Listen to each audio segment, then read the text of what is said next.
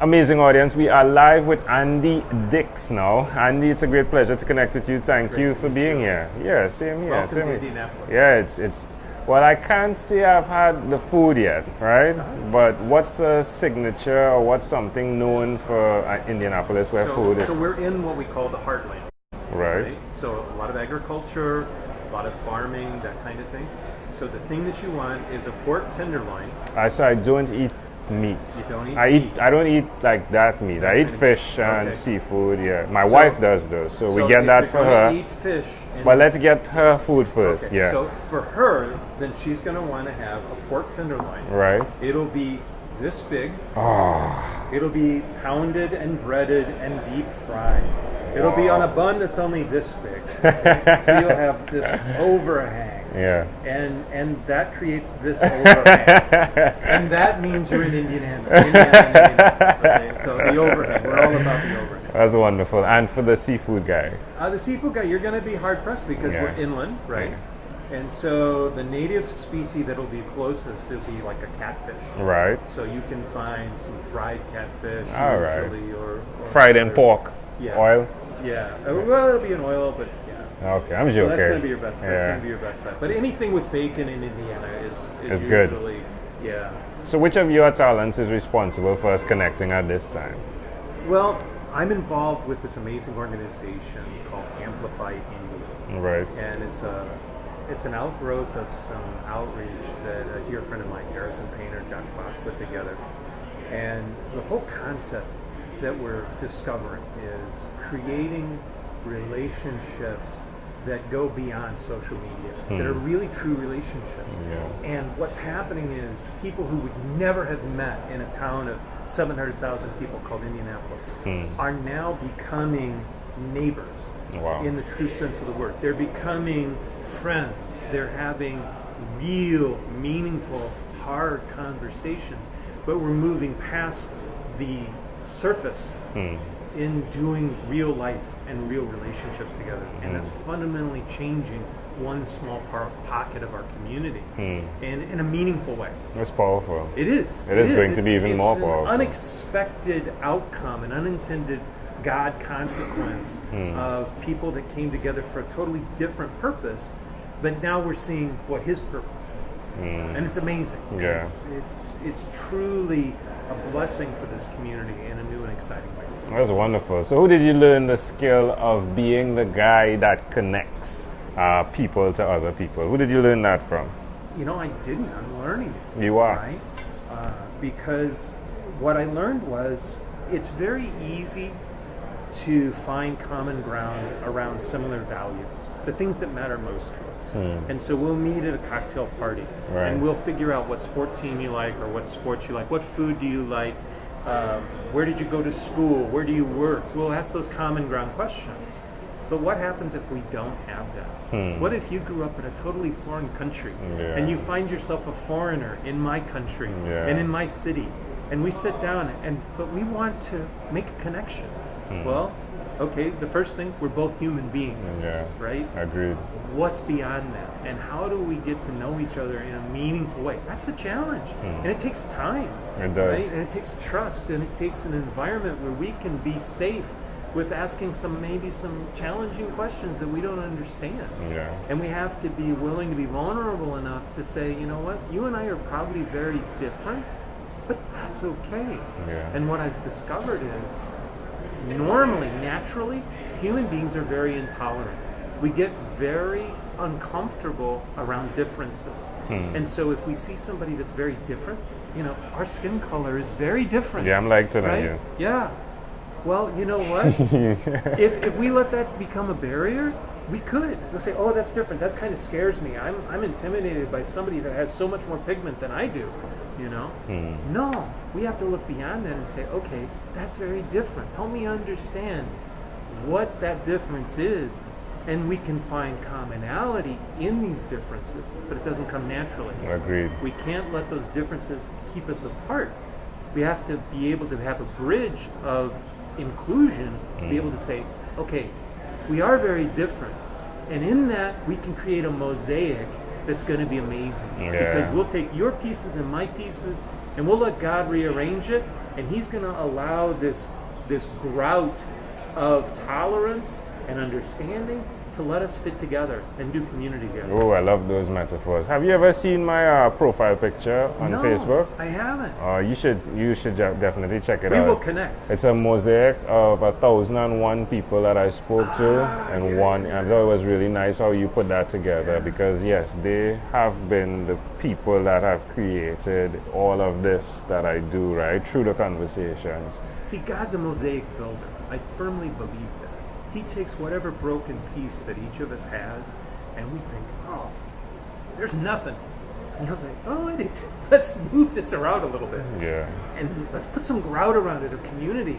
And then suddenly, wow, that was the missing piece all along. Yeah. And we didn't know that. Yeah. And that's the amazing thing. Yeah, He Yeah. loves making mosaics out of unexpected things. Yeah, I mean, even the wall behind us, right? Look at that. Like, it's not the best work if you are a perfectionist, right? Right. But it's a wall, and it, fulfills its purpose, right? So Yes.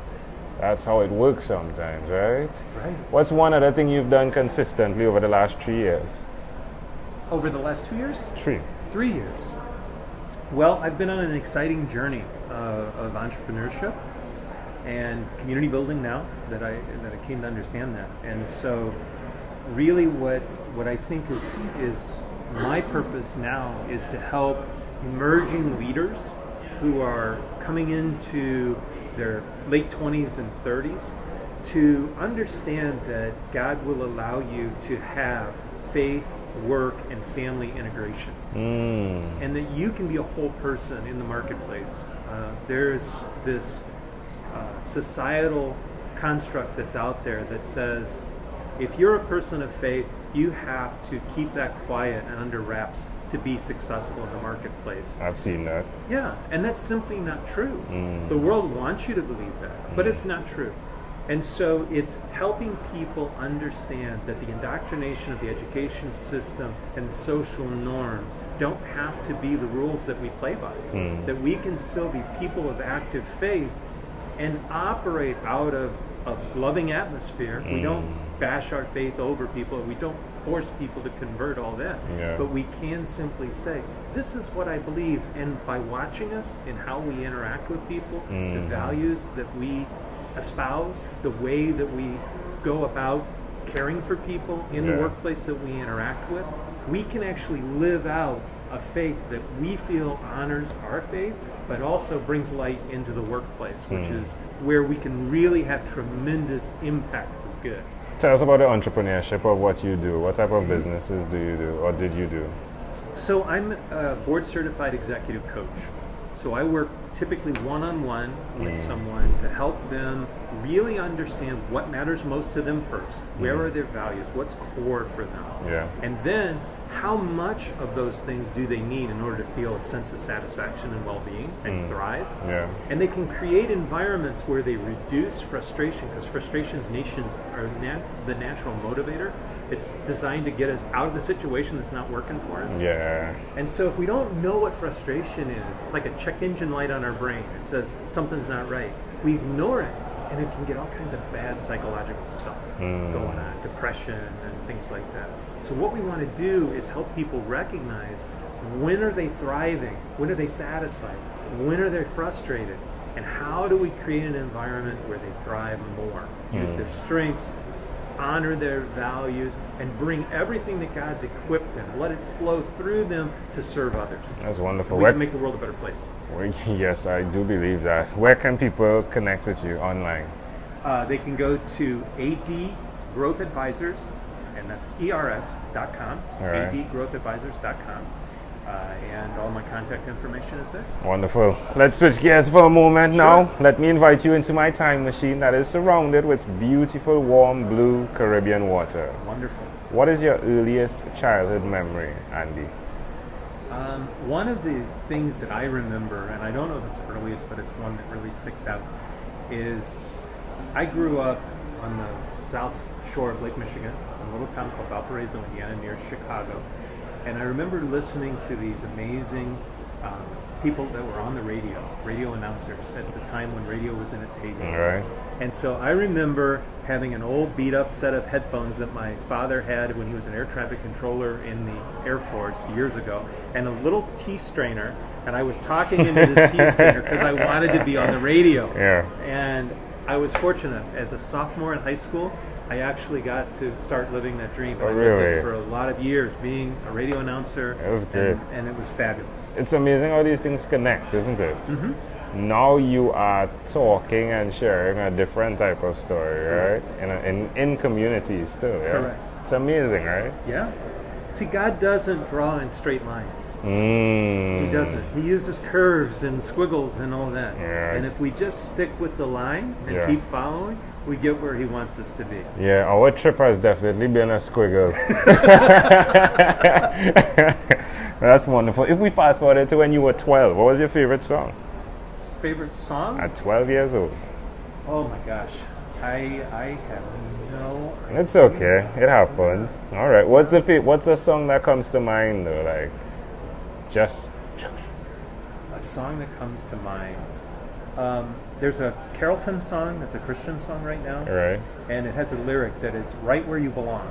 And that's not the title of the song, but it's that lyric keeps coming back, that I've got you right where you belong. I love that. That's when you're in that sweet spot. Yeah. That's a good thing. You're doing what you were designed to Yeah. do. You're right where you belong. Even though you're not in home Yeah. and you're out on the road, you're right where you belong at this moment. I love that. Thank you. All right, we've arrived at our destination. But before we get off of this time machine, there's a small declaration form. So it's yes or no. Yeah? Have you, my friend, chosen someone to pass on your skills to? Chosen an individual? Yeah. I don't have an individual. All right. But I think the work that I'm doing with emerging leaders, the goal is to share little bits and pieces of the experience Yeah. that I've been able to learn with each one of those. So I'm building a mosaic of All leaders. right. I love that. Are you married? Yes, I am. Do you have- 31 years. Boom! Give us one secret. Never stop talking to each other. All right. Do you have Don't children? take for granted. Yes, 2. Sorry. That's okay. Never stop talking Never to each stop other. talking to each other. And don't. And then the important thing is never stop listening to each other. Yeah. Really listen. Yeah. You see? I needed to listen, so I stopped. Yeah. Do you have children? Yes, 2 daughters. All right. Congratulations. Thank you. Everyone in Indianapolis that has 2 children is going to get a congratulations from me, because so far the numbers have been 22 and 15 and it's been weird, you know. All right. So do you watch TV for more than 3 hours a day? No. How about 3 hours a week? Probably. All right. What about screen time, the phone and or the computer? Is it more than 8 or less than 8 hours a day? Screen time, probably less than 8. All right. All right. Yeah. Just about it. I'm feeling like it's just about like it. Yeah. I'm very connected. Yes. Yeah, with yeah, social media yeah, and things like that. Yeah. So All right. do a lot of my work on If you had to share with us, Andy, your own unique real statement, a statement that represents Andy Dix, what would you say that is? Well, I wrote a book called Life Matches, Fire Up Your Life. A couple Say of that years ago. slower again, please. Life Matches, Fire Up Your Life. Right. And- Matches. Fire up Yeah. your life. Right. And so part of it is to figure out kind of your life motto. What would that be? And so in the book, the fictional character, which I have a lot in common with, it said, live it, learn it, and share the spark. Yeah. And I think that's pretty true. Yeah. You know, you live experiences, you learn from those, and then the task is to share that to others so they can learn from that experience. Love it. Hey, this was a great pleasure. Before you leave, Andy, is there anything else you'd like to share with our amazing audience? Well, I think the thing to remember is Indianapolis is not what you would expect. There's a lot of surprises in Indianapolis right now. And if you'd like to experience the heartland and community and things like that, it's places like the Speakeasy where we are today, and a lot of other places like it, where the character of what it means to be in community is changing for the better.